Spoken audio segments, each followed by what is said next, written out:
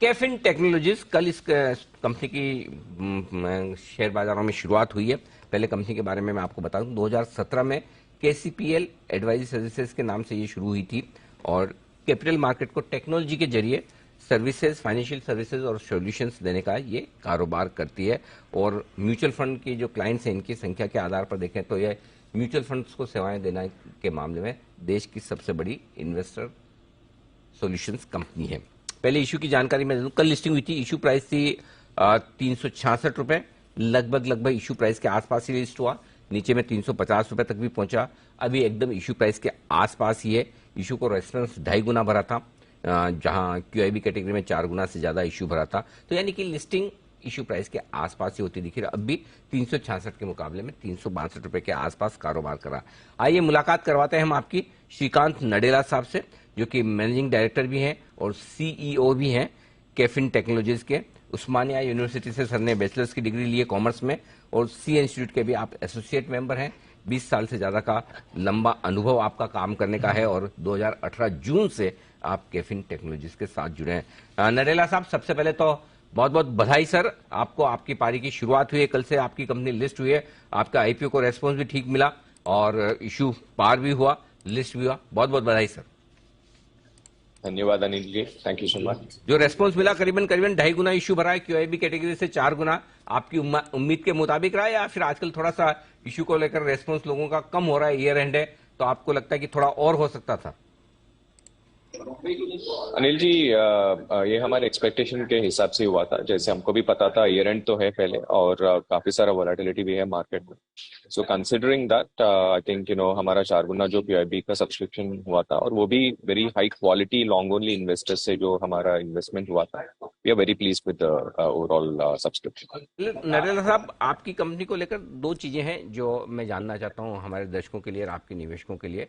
एक तो जाहिर सी बात है कि वो समझना चाहते हैं कि इस बिजनेस में जो आप म्यूचुअल फंड्स को और बाकी इन्वेस्टर्स को जो सॉल्यूशंस देने का काम काज करते हैं, उसमें आगे संभावनाएं कितनी, पॉसिबिलिटीज क्या है, कितनी ग्रोथ हो सकती है। तो आपने जो भी अपना विजन स्टेटमेंट बनाया इस कंपनी के लिए, 1 साल, 3 साल, 5 साल, आप कहाँ कंपनी को ले जाना चाहते हैं, वो बताएं। Thank you Anil ji. पहले तो नंबर्स एंड फाइनेंशियल साइड, हमें एस्पिरेशनली एक कंपनी क्रिएट करना था अनिल जी, जो इंडिया में से पहली कंपनी है जो ग्लोबली रेलेवेंट हो हमारे जो ये स्पेस है।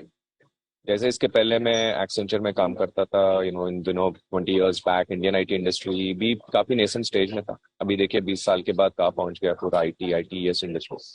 अब ये जो capital market infrastructure solution space जो है, जिस एरिया में हम काम करते हैं, वो एरिया में अभी इंडिया से ऐसे कोई ताकतवर कंपनी नहीं है जो ग्लोबली रेलेवेंट हो।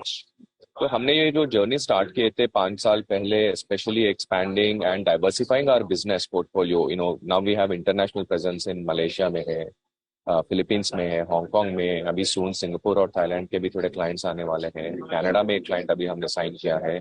सो इन सबको लेके हमको यही उम्मीद है कि एक बड़ा सा कंपनी खड़ा करेंगे जो ग्लोबली रिलेवेंट हो एस्पिरेशनली।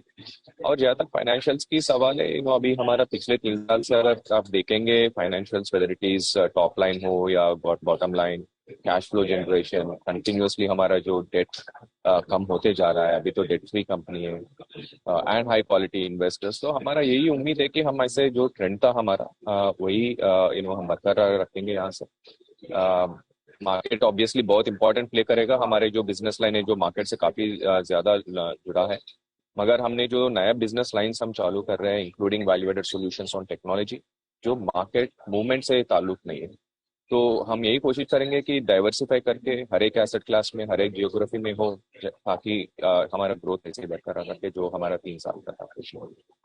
ठीक बात है। तो अच्छी खासी ग्रोथ आगे भी देखने को मिल सकती है। तो ये तो इन्वेस्टर्स के लिहाज से हो गया। सर, एक और चीज जो आपके इन्वेस्टर्स जानना चाहते हैं, हालांकि जब आईपीओ के पहले मैंने आपसे बातचीत की थी, आपने उसको क्लेरिफाई करने की कोशिश भी की। लोग ये जानना समझना चाहते हैं, चूंकि पुराने प्रोमोटर्स कार भी रहे हैं, थोड़ी बहुत 14% के आसपास उनकी हिस्सेदारी भी है जो अभी ब्लॉक है, आगे चलते हुए पुराने किसी भी मामले का कंपनी पर कोई असर नहीं आएगा, ये अश्योरेंस वो जानना चाहते हैं सर आपसे।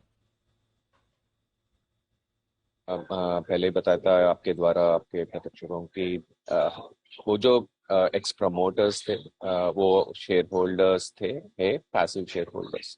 और उनके ऊपर जो भी केसेस चल रहे हैं उनके ऊपर है, कंपनी के साथ कोई ऐसा जुड़ा नहीं है।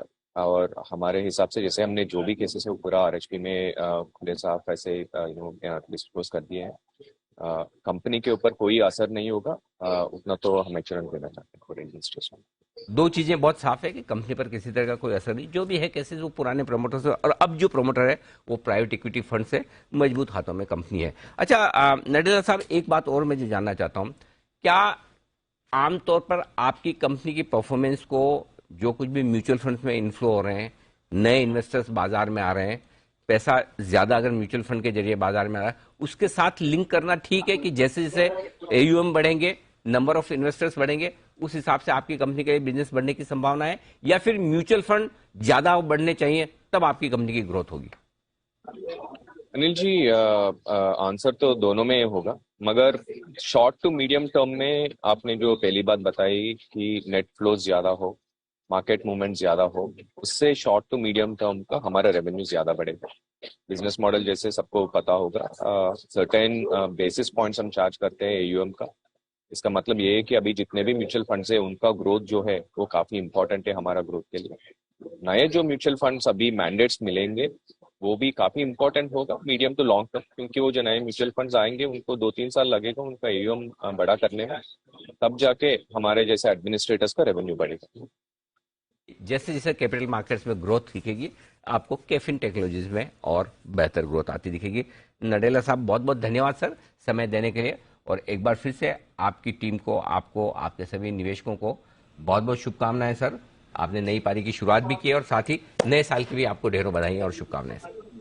धन्यवाद Anil ji, and happy new year to you all. Happy new year sir. तो श्रीकांत नडेला साहब बताते हैं कंपनी की योजनाओं के बारे में। दीप, शायद ऐसा मूड माहौल नहीं होता तो आईपीओ को रेस्पॉन्स और बेहतर मिलता और स्टॉक में एक्शन भी पूरा होता, लेकिन बात करते करते स्टॉक में थोड़ी रिकवरी के आसार साफ नजर आ रहे हैं। बिल्कुल सर। तो ये हमारी राय भी ये थी कि लॉन्ग टर्म इन्वेस्टर्स को पैसा लगाना चाहिए। और थोड़ी सी लोगों की चिंताएं हुई थी कि कारवी की पुरानी कंपनी, लेकिन अब प्रोमोटर्स बदल चुके हैं, सब कुछ हो चुका है, तो ऐसे चिंता करने की बात लेना देना है नहीं है। और